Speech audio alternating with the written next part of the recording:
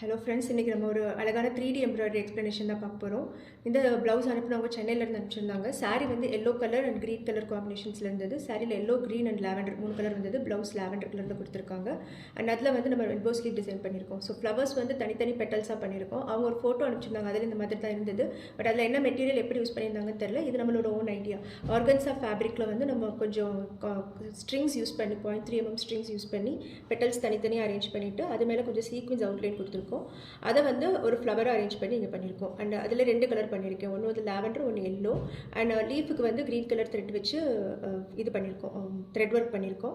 சாரியில் வந்து க்ரீனும் வந்தது, அதனால் க்ரீன் கொஞ்சம் நிறைய இருக்கிற மாதிரி தான் பண்ணியிருக்கேன். அண்ட் ஃப்ளவரோட சென்டர்ஸில் வந்து pearl beads and crystal beads, lavender colour crystal and white pearls, அப்புறம் கொஞ்சம் காப்பர் சுகர் பீட்ஸ் யூஸ் பண்ணி ஃப்ளவரோட சென்டர் கவர் பண்ணியிருக்கோம்.